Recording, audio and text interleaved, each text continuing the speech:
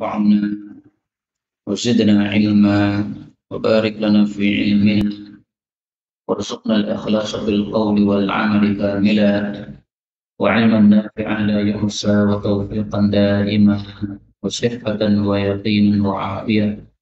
اللهم يسر لنا أمورنا اللهم يسر لنا أمورنا اللهم يسر وبارك لنا أمورنا آمين يا رب العالمين. Alhamdulillah kaum muslimin rahimani wa rahimakumullah. Kita lanjutkan pengajian kitab Ar-Risalah Al-Jami'ah karya Al-Habib Ahmad Al-Habashi rahimahullah ta'ala yang sudah wafat pada tahun 1145 Hijriah rahimahullah ta'ala. Dan pada pertemuan kemarin sudah kita bahas tentang salat sunnah. Maka kita lanjutkan pembahasan baru, yaitu kitab shaum, kitab tentang puasa. Faqala al-muallif rahimahullah ta'ala wa nafa'ana bihi wa bi ulumihi fid dharain amin.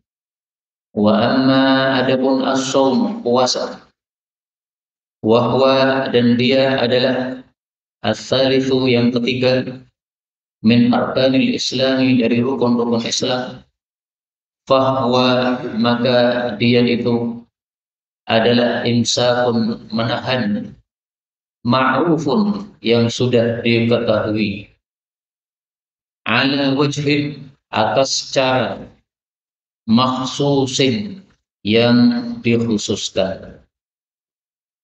Wa minhu, dan darinya, yaitu cara yang dikhususkan adalah an-niyatu, berniat, likulli yaumin, untuk setiap hari, wa tabjituha, dan menetapkan niat, minal laili, dari waktu malam. Kaum muslimin rahimani wa rahimakumullah. Di sini beliau Al-Habib Ahmad Al-Habashi bicara tentang ibadah puasa. Dan puasa ada dua macam, ada yang wajib, ada yang sunnah. Nah, di sini beliau bicara tentang puasa Ramadan yang merupakan dari as-salis min arkanil Islam, rukun Islam yang ketiga. Sebagaimana disebutkan oleh Nabi Shallallahu Alaihi Wasallam dalam hadis yang masyhur, "Bunyal Islamu ala khamsin."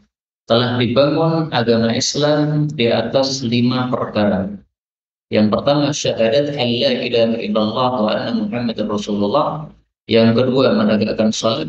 Yang ketiga, membayarkan zakat. Yang keempat, haji kepada Allah. Yang kelima, puasa Ramadan. Hadis muttafaqun alaih. Nah, di sini beliau mengurutkan puasa nomor 3. Kenapa diurutkan nomor 3? Karena puasa bisa dilakukan oleh setiap orang.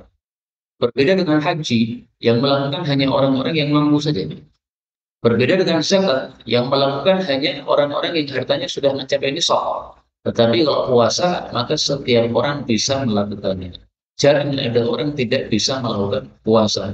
Meskipun ada sebagian yang sakit atau karena hamil dan menyusui.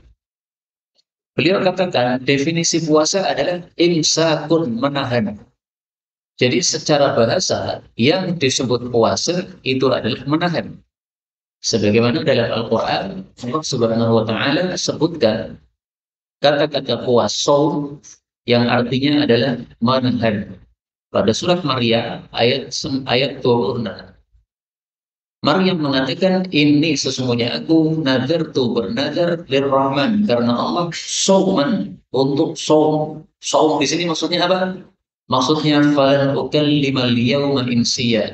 Saya tidak akan bicara pada hari ini kepada siapapun manusia. Berarti dia menahan dari bicara. Maka siyam atau saum artinya adalah menahan. Adapun yang dimaksud puasa adalah imsakun ma'rufun ala wajhin makhsusin. Menahan yang sudah diketahui dengan cara yang khusus. Dengan kata lain, puasa adalah menahan dari pembatal-pembatal puasa dari sejak subuh sampai dengan maghrib dengan niatan ibadah kepada Allah Subhanahu wa Ta'ala.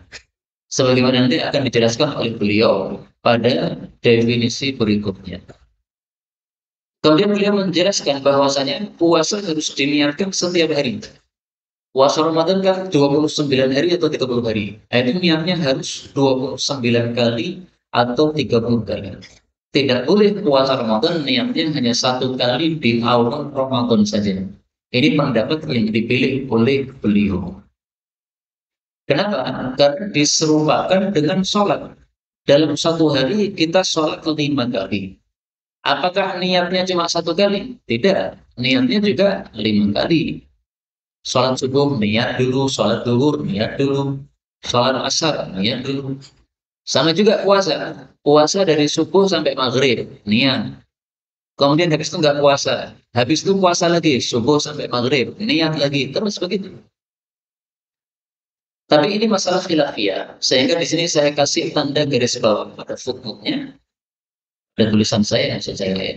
Ini adalah tanda bahwa ini masalahnya masalah khilafiyah. Sebagian ulama berpendapat puasa Ramadan boleh niatannya hanya satu kali di awal Ramadan. Tapi niatan kita harus total semuanya ya. Saya mau puasa Ramadan sebulan ini. Nah, kalau niatnya adalah untuk sebulan, maka niat satu kali sudah cukup, tidak ada masalah. Kenapa? Karena diserupakan dengan sholat zuhur misalnya 4 rakaat. Apakah sholat zuhur 4 rakaat ini kita melakukan niat setiap rakaat? Tidak. Tapi kita niatkan di awal saja pada rakaat pertama. Habis itu sudah tidak niat-niat lagi. Karena ini sholat zuhur 4 rakaat ini satu kesatuan. Nah, puasa Ramadan juga begitu. 30 hari ini sudah satu kesatuan. Tidak bisa dipisah-pisahkan. Saya mau puasa Ramadan cuma 10 hari saja, nggak bisa. Puasa Ramadan ini total 30 hari. Sebagaimana sholat zuhur, kita tidak boleh mengatakan saya sholat zuhur cuma 2 rakaat saja, nggak bisa. Kecuali musafir. Kalau musafir memang boleh untuk qasar. Kemudian dia mengatakan niatnya wajib ditetapkan di waktu malam. Yang dimaksud malam adalah sebelum masuk waktu subuh. Misalnya subuhnya setengah 4, setengah 5 ya. Nah, maka kita niatnya jam setengah 5 kurang 5 menit. Itu sudah sah. Tetapi kalau niatan puasanya ada setelah masuk subuh, maka puasanya tidak sah. Misalnya seseorang tidak tahu bahwa besok itu Ramadan. Maka dia datang ke masjid salat subuh, heran. Kenapa ini orang-orang kok banyak di masjid? Biasanya subuh itu sedikit. Maka dia tanya, kenapa banyak orang ini? Maka orang-orang mengatakan, ini kan tanggal 1 Ramadan. Nah, dia baru sadar bahwa ini tanggal 1 Ramadan. Padahal tadi belum sahur. Terus dia niatkan, kalau begitu saya niat puasa hari ini. Tidak sah. Kenapa? Niatnya harus di malam hari. Sebagaimana sabda Nabi Shallallahu Alaihi Wasallam, "Man lam yubayyidis siyama qabla tulu'il fajr." Barang siapa yang belum menetapkan niat puasa sebelum terbit fajar, fala siyama lahu, maka tidak sah puasanya. Ini hadis riwayat Nasa'i sahih. Diriwayatkan dari dua istri Nabi. Diriwayatkan dari Aisyah istri Nabi dan juga diriwayatkan dari Hafsah istri Nabi Shallallahu Alaihi Wasallam. Niat di waktu malam ini hanya wajib untuk puasa wajib. Adapun puasa sunnah maka boleh niatnya setelah masuk subuh. Karena Rasulullah pernah melakukan. Beliau pagi-pagi tanya kepada istrinya, hari ini ada makanan? Maka para istrinya mengatakan tidak ada. Maka beliau mengatakan kalau begitu hari ini saya puasa. Jadi dari subuh sampai jam 7 misalnya, beliau belum makan apa-apa. Jam 7 tanya, ada sarapan tidak? Kata istrinya tidak ada makanan sama sekali. Beliau mengatakan kalau begitu saya puasa saja. Nah, ini berarti niatnya jam 7 pagi, nggak ada masalah. Kenapa? Puasanya puasa sunnah. Karena itulah para ulama mengatakan dalam satu kaidah, yughtafaru fil nafli ma la yughtafaru fil fardhi. Dimaafkan dalam ibadah-ibadah sunnah sesuatu yang tidak dimaafkan untuk ibadah-ibadah yang wajib. Puasa sunnah niatnya boleh habis subuh. Puasa wajib niatnya harus sebelum subuh. Nah, ini adalah keringan yang ada pada puasa sunnah. Salat sunnah juga begitu. Salat sunnah di atas kendaraan boleh ketika musafir. Tapi salat wajib di atas kendaraan tidak boleh. Harus turun dari kendaraan dulu. Kemudian dia mengatakan wal imsaku dan menahan anil mufattirati dari pembatal-pembatal puasa. Apa saja pembatal puasa? Beliau sebutkan di sini minat ta'ami berupa makanan, wasyarabi dan minuman, wal jima'i dan hubungan suami istri, wal istimnani dan istimna mengeluarkan mani, bimubasyaratin dengan menyentuh. Jadi tangannya menyentuh kepada kemaluannya, wal istiqaati dan dengan istiqaah. Istiqaah itu adalah muntah bil ikhtiyari dengan sengaja. Boleh juga wal istimna'i dan keluaran dan mengeluarkan mani bimubasyaratin dengan menyentuh istri. Mubasyarah lebih bagus diartikan apa? Menyentuh yaitu istri. Karena di sini basyara yubashiru. Ini seperti wazan fa'ala yufa'ilu. Berarti dilakukan oleh dua orang. Ada yang menyentuh, ada yang disentuh. Nah, maka mubasyarah itu maksudnya lebih tepatnya di sini apa? Dengan menyentuh istri. Baik, jadi pembatal-pembatal puasa ada beberapa hal. Yang pertama makan dan minum. Dalilnya dalam Al-Quran. Allah Subhanahu wa Ta'ala menyatakan pada surat Al-Baqarah ayat yang ke-187, wa kulu washrabu hatta yatabayyana lakum al-khaytul abyadu minal khaytil aswadi minal fajr. Silakan makan, silakan minum sampai terbit fajar. Kalau sudah terbit fajar, tidak boleh makan, tidak boleh minum. Berarti makan, minum termasuk pembatal puasa. Al-Baqarah 187. Apa dalilnya bahwasanya jima membatalkan puasa? Dalilnya sabda Nabi Sallallahu Alaihi Wasallam. Rasul Sallallahu Alaihi Wasallam bersabda bahwasanya Allah Subhanahu Wa Taala mengatakan, yatruku ta'amahu, orang puasa meninggalkan makanannya, wa syarabahu dan meninggalkan minumannya, wa syahwatahu dan meninggalkan syahwatnya, min ajli karena saya, kata Allah. Ini hadis riwayat Imam Bukhari. Nah, jima itu termasuk syahwat, berarti jima membatalkan puasa. Wal istimna bimubasyarah, mengeluarkan mani dengan sebab menyentuh istri. Mencium istri misalnya sampai keluar mani, batal puasanya. Menyentuh istri dengan syahwat, menyentuh dengan tangannya dengan syahwat, akhirnya keluar mani, batal puasanya. Maka mencium istri boleh selama tidak keluar mani pada waktu puasa. Menyentuh istri dengan syahwat pada saat puasa boleh asalkan tidak keluar mani.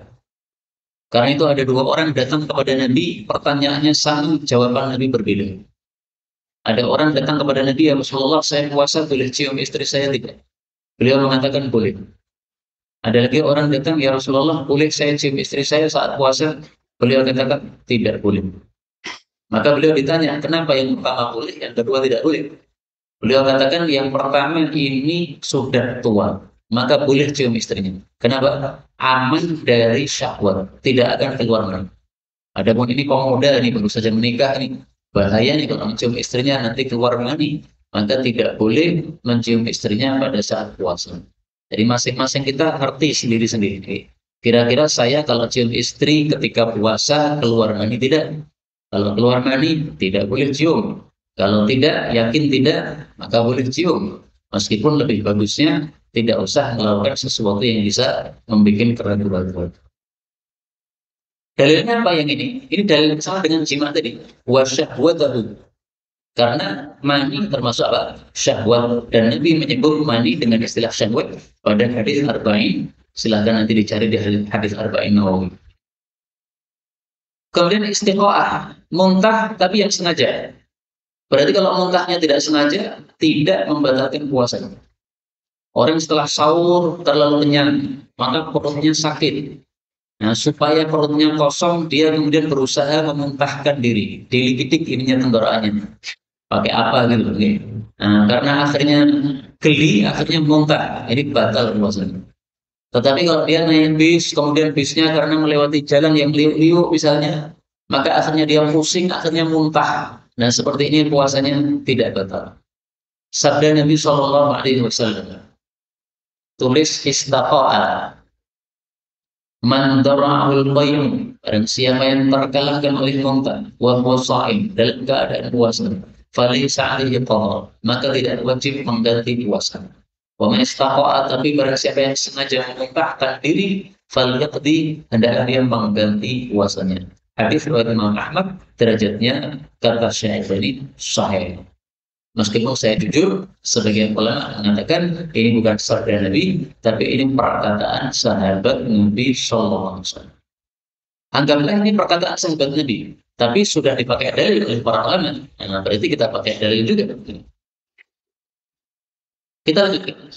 Wa min tamamis shaum, dan dari sempurnanya puasa, kafu menahan al-jawarih, anggota-anggota badan, amma, dari apa yang yakrahuhullah ta'ala, Allah ta'ala membencinya, minal a'dha'i, berupa anggota-anggota, as-sab'ah, yang 7, al-ati, yang akan datang, zikruha, penyebutannya, yaitu anggota tubuh manusia yang 7 yang nanti akan dibahas pada akhir kitab nanti. Fafil hadis, maka dalam hadis disebutkan khamsun, ada 5 perkara yufakirna, yang membatalkan as-shaima, orang yang berpuasa. Apa saja? Yang pertama, al-kadhibu, dusta. Yang kedua, wal ghibatu, menggunjing. Yang ketiga, wan namimatu, adu domba. Yang keempat, wal yaminul kadhibatu, sumpah dusta. Yang kelima, wan nadharu, dan melihat bisyahwatin, dengan syahwat. Kaum muslimin rahimani wa rahimakumullah, hadis ini bicara tentang orang yang puasa tetapi bukan puasa zahir saja, tapi dia puasa batin. Maka para ulama mengatakan puasa ada 3 tingkatan. Tingkatan pertama adalah puasanya orang-orang awam. Tingkatan kedua adalah puasanya orang-orang khawas, orang-orang khusus. Puasa yang ketiga adalah puasanya khawasul khawas, orang-orang yang sangat khusus. Puasanya orang awam adalah puasa zahir saja. Tidak makan, tidak minum, tidak mengumpuli istri. Tetapi anggota tubuhnya melakukan dosa-dosa. Anggota tubuhnya tidak puasa. Puasanya orang-orang khusus adalah puasa zahir dan batin. Maksudnya dia puasa dari makan, minum, jima. Juga anggota tubuhnya puasa dari maksiat-maksiat. Puasanya khawasul khawas, orang yang lebih khusus lagi, dia selain puasa dari makan, minum, jima, juga puasa dari maksiat, juga puasa hatinya dari selain Allah Subhanahu wa Ta'ala. Hatinya tidak mikir kecuali Allah Subhanahu wa Ta'ala. Nggak pernah mikir masalah dunia, tidak pernah mikir masalah duit, tidak pernah mikir masalah harta. Ini orang-orang khusus yang mungkin di antara kita belum ada sampai ke derajat tersebut. Nah, maka minimal kalau puasa kita masih puasa orang-orang awam, hendaklah kita tingkatkan menjadi puasanya orang-orang khusus. Mata harus puasa dari melihat yang haram, mulut harus puasa dari mengatakan yang dosa, dan seterusnya. Karena itulah di sini beliau menyebutkan hadis yang mengatakan 5 perkara membatalkan orang yang berpuasa. Tapi ketahuilah bahwa hadis ini termasuk hadis yang palsu, sehingga tidak bisa dijadikan sebagai dalil. Maka 5 perkara ini tidak membatalkan puasa.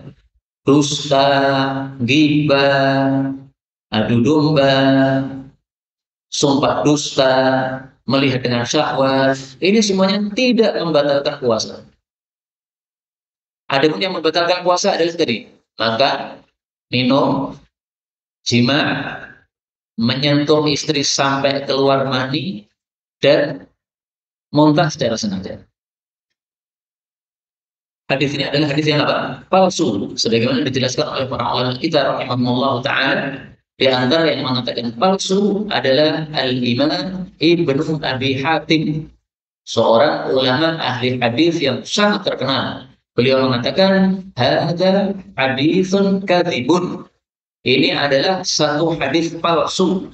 Siapa yang memasukkan? Namanya Maisarah.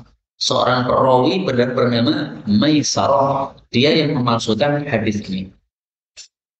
Seandainya hadis ini sahih, seandainya, maka bisa kita artikan yufatirna itu bukan membatalkan puasa, tetapi membatalkan pahala puasa. Nah, maka kalau diartikan 5 membatalkan pahala puasa, ini sesuatu yang tidak salah. Orang puasa dusta, puasanya sah tapi pahalanya batal. Orang puasa menggunjing, puasanya sah tapi pahalanya batal. Orang puasa adu domba, puasanya sah tapi pahalanya batal. Orang puasa bersumpah dusta, puasanya sah tapi pahalanya batal. Orang puasa tapi melihat perempuan dengan syahwat. An-nadhar bi syahwat maksudnya melihat lawan jenis dengan syahwat. Laki-laki melihat perempuan, siapa yang kamu lihat? Bukan istrimu, tapi istri tetanggamu. Nah, ini berarti melihat yang membatalkan pahala puasa. Kalau melihatnya dengan syahwat, kalau tidak dengan syahwat tidak masalah. Misalnya kita membeli sesuatu dari tetangga kita, penjualnya perempuan, perempuannya sudah tua. Nah, maka kita beli sambil melihat kepadanya. Memang diperlukan melihat, nggak ada masalah selama tidak syahwat. Tapi kalau disertai syahwat, maka itulah yang membatalkan pahala puasa. Dalilnya apa? Bahwasanya perkara-perkara ini membatalkan pahala puasa. Dalilnya hadis yang sahih. Rasulullah Shallallahu Alaihi Wasallam bersabda, "Man lam yada' qaula zur." Barang siapa yang tidak meninggalkan perkataan yang batil, wal amal bihi, dan mengamalkan sesuatu yang batil, falaysa lillahi hajah, maka Allah tidak perlu fi ayyada'a ta'amahu wa syarabah, kepada puasa yang dia lakukan, yaitu meninggalkan makan minumnya. Allah nggak perlu. Hadis riwayat Imam Bukhari. Allah nggak perlu maksudnya Allah tidak kasih pahala. Kenapa tidak kasih pahala? Karena dia puasa tapi tidak meninggalkan ucapan batil. Ucapan batil contohnya dusta, adu domba, menggunjing, sumpah bohong, itu semuanya perkataan batil. Melihat dengan syahwat, ini termasuk perbuatan batil. Maka segala jenis perbuatan batil dan segala jenis perkataan batil menyebabkan pahala puasa jadi gugur. Atau kalau masih ada pahalanya, pahalanya menjadi sedikit sekali. Karena itu, mari puasa kita jaga sebaik-baiknya dengan melakukan puasa anggota tubuh dari kemaksiatan-kemaksiatan. Kemudian beliau mengatakan, wa min tanamis shaum, dan dari sempurnanya puasa adalah tahri, menjaga, al-iftari, buka puasa, ala halalin, di atas sesuatu yang halal, wa adamu, dan tidak, al-istighfar, memperbanyak, minal akli, dari makan. Jadi supaya puasa kita sempurna, maka buka puasa harus yakin ini yang dimakan yang halal. Jangan sampai amalan kita sudah bagus, tiba-tiba ditutup dengan sesuatu yang jelek. Karena Allah itu menghitung yang penutupnya. Ada orang baik, sebelum mati murtad, itu dihitung ahli neraka. Ada orang kafir, sebelum mati masuk Islam, itu dihitung ahli surga. Yang dihitung oleh Allah apa? Penutupnya. Nah, puasa juga begitu. Dari pagi sampai malam kita sudah berbuat baik puasa. tiba-tiba makan yang haram. Nah, ini dihitung jelek oleh Allah Subhanahu wa taala. Maka jangan memakan sesuatu yang bukan milik kita. Korma, milik siapa itu? Nggak ngerti lah, pokoknya di masjid ya. Karena saya tolak-tolak ada orang, saya ambil saja. Nggak boleh. Nih, bukan milik kamu. Kalau di masjid memang disediakan untuk umum, silahkan diambil. Tapi kalau tidak disediakan untuk umum, jangan diambil. Itu milik orang. Ya mungkin dia tinggal di masjid atau bagaimana. Nah, maka jangan diambil. Kemudian termasuk sunnahnya buka puasa adalah kita memulai dengan kurma terlebih dahulu. Sebagaimana sabda Nabi Shallallahu Alaihi Wasallam, "Fa innahu barakah."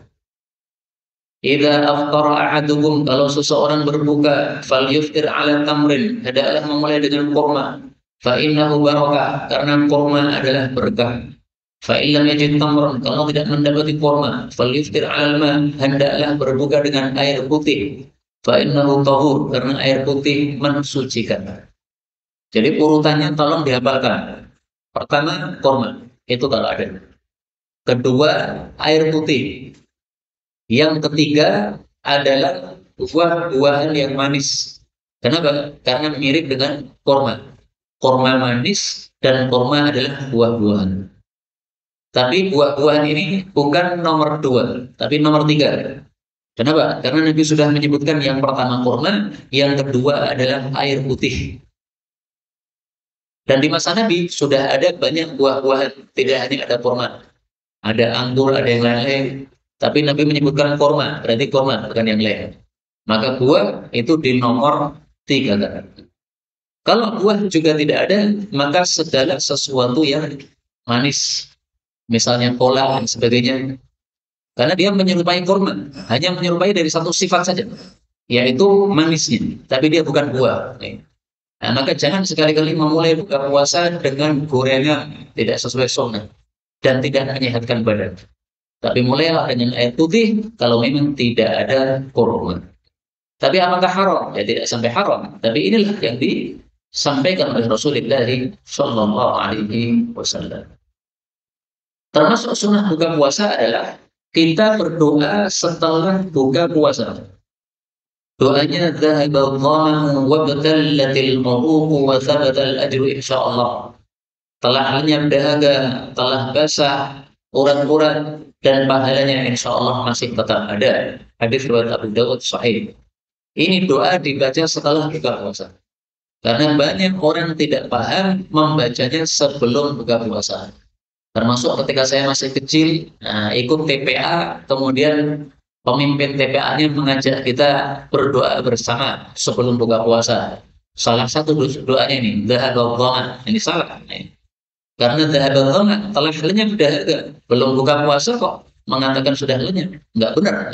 Menunggu sampai buka puasa selesai.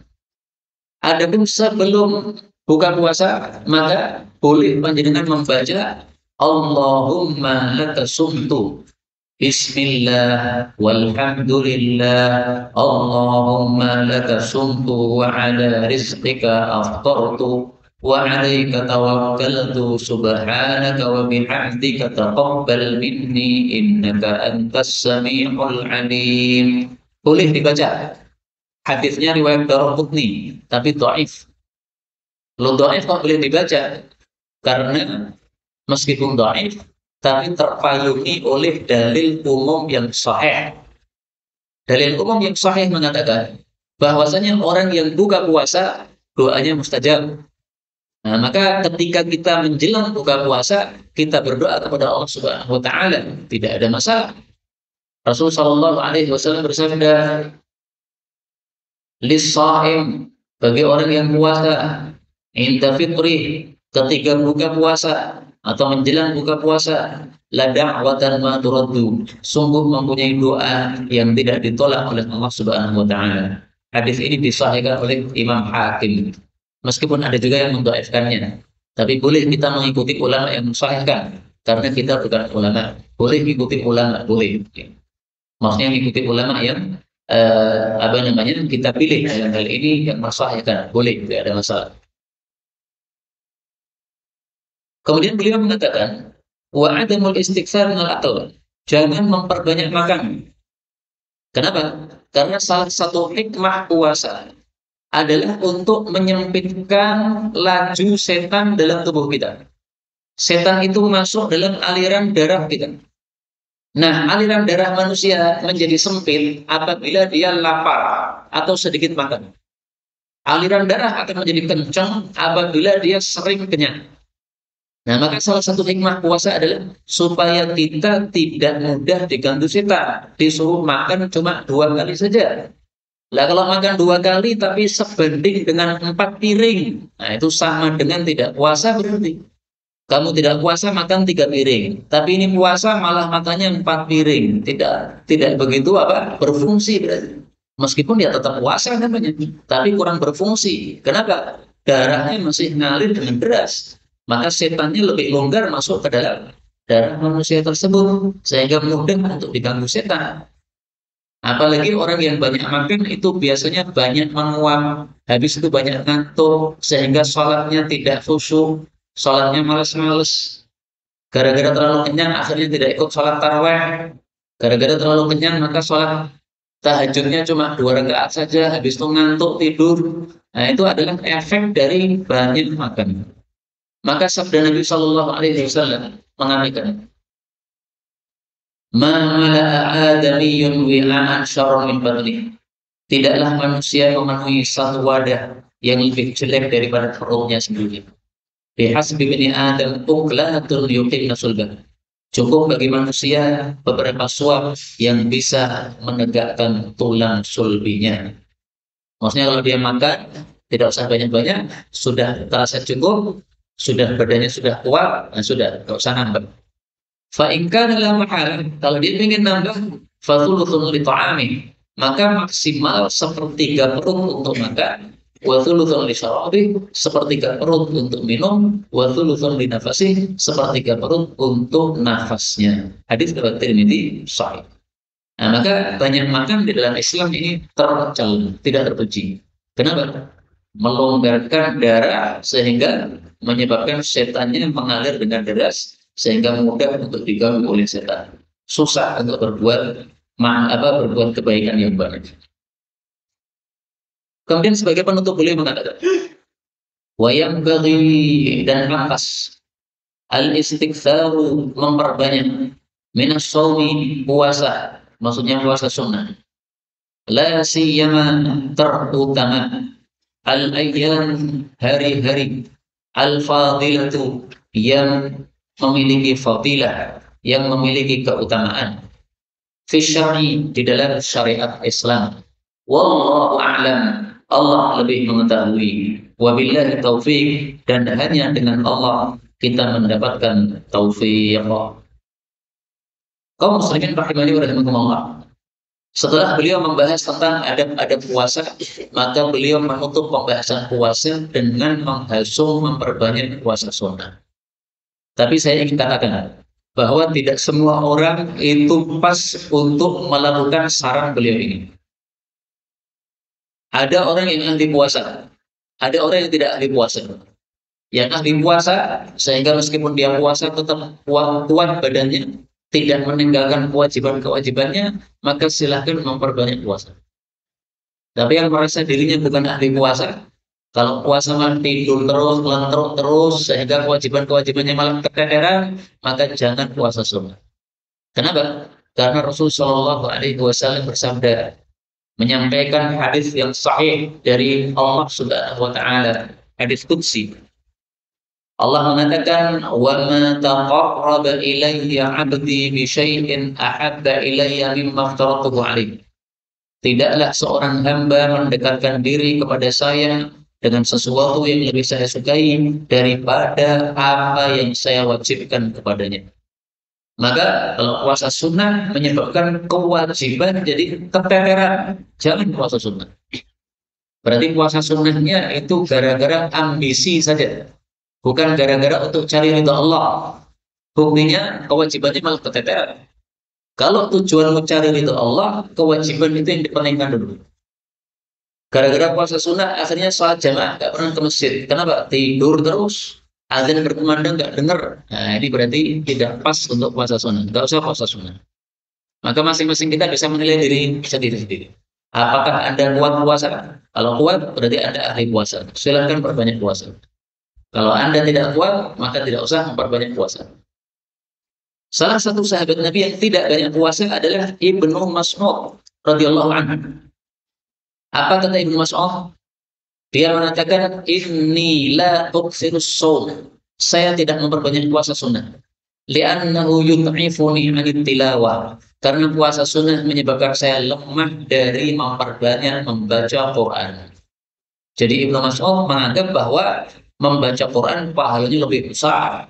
Sehingga dia sehari-hari itu baca Quran, baca Quran, baca Quran. Para ulama mengatakan rata-rata sahabat khatam Quran dalam satu pekan. Berarti satu hari minimal baca berapa? 5 juz sekitarnya. Nah, kalau satu hari baca 5 juz, gara-gara puasa tidak bisa merampungkan 5 juz, maka beliau merasa iman-iman. Lebih bagus saya membaca Quran. Karena satu huruf kita baca mendapatkan pahala 10. 5 juz dibaca, sudah berapa huruf itu yang dibaca, berapa pahala yang dibaca. Nah, maka kata beliau, saya tidak perbanyak puasa sunnah. Adapun yang ahli puasa sunnah, maka Rasulullah SAW bersabda, "Alimka bisawm, selalulah engkau itu berpuasa sunnah, fa innahu la mithralah." Karena puasa sunnah tidak ada tandingannya. Ini Nabi sampaikan kepada Abu Umamah. Abu Umamah sahabat Nabi yang sangat kuat dia. Dia ahli puasa. Dia meskipun puasa tapi menter, tubuhnya masih kuat, tenaganya masih kuat, sehingga tidak akan melemahkan dia dari aktivitas-aktivitas yang wajib untuk dia lakukan. Nah, maka dipesan oleh Nabi, alaika bisawm, selalu kau puasa sunnah. Puasa sunnah tidak ada tandingannya. Di Solo ada seorang tokoh masih muda, tapi meskipun masih muda, dia tidak seperti rata-rata pemuda. Dia puasanya puasa Daud. Sehari puasa, sehari tidak. Sehari puasa, sehari tidak. Anak muda ya. Dan dia orang kaya raya. Maka ditanya, Anda orang kaya kok suka puasa? Kenapa? Maka dia mengatakan, saya itu bergaulnya bersama orang-orang kaya. Dan kalau bergaul dengan orang-orang kaya, ya tahu sendiri lah. Sebagian mereka ada yang rusak. Seringkali pertemuan di hotel. Nah, di hotel ada yang rusak di situ. Ngajak perempuan dan sebagainya. Nah, kata dia, saya dengan puasa saya bisa menjaga diri. Masa ada orang puasa mau menggandeng perempuan? Gak akan. Karena dia pasti mikir, kalau saya puasa gandeng perempuan bukan istri saya, puasa saya batal, sia-sia, nggak ada pahalanya. Nah, kata dia, dengan puasa ini saya bisa menjaga diri saya. Nah, ini seperti ini bagus. Dia orang ahli puasa, kuat puasa, maka dia tumpahkan kemampuannya untuk memperbanyak puasa sunnah, puasa Daud. Kata Nabi, puasa tidak ada tandingannya, yaitu menahan diri dari maksiat-maksiat dan dosa-dosa. Beliau mengatakan la siyamal al-fa'iyyamul fadilah, terutama hari-hari yang utama. Misalnya hari Asyura tanggal 10 Muharram, atau hari Arafah tanggal 9 Dzulhijjah, atau 10 hari awal Dzulhijjah, semuanya hari-hari utama. Atau bulan Sya'ban, itu juga bulan yang utama. Atau bulan Muharram, itu juga bulan yang utama.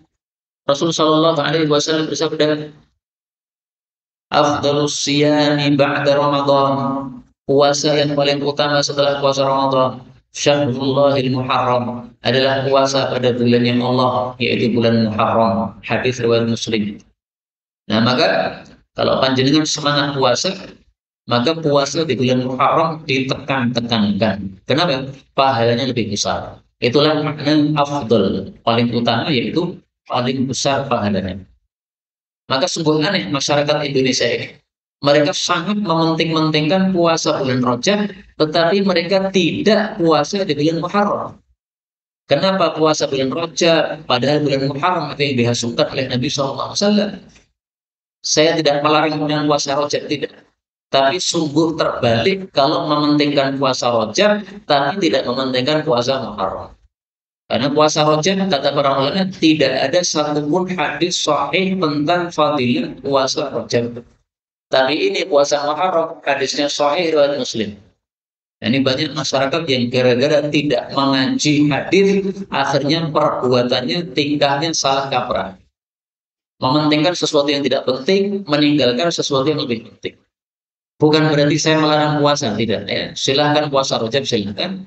Tapi kalau Anda mementingkan puasa Rajab dan tidak mementingkan puasa Ramadan Muharram, Anda terbalik dan Anda tidak paham agama. Wallahu a'lam bishawab. Kemudian beliau menutup penjelasan tentang puasa ini dengan ucapan wallahu a'lam wabillahi taufik, karena memang taufik itu hanya di tangan Allah Subhanahu wa taala. Tidak mungkin kita mendapatkan taufik kecuali dari Allah.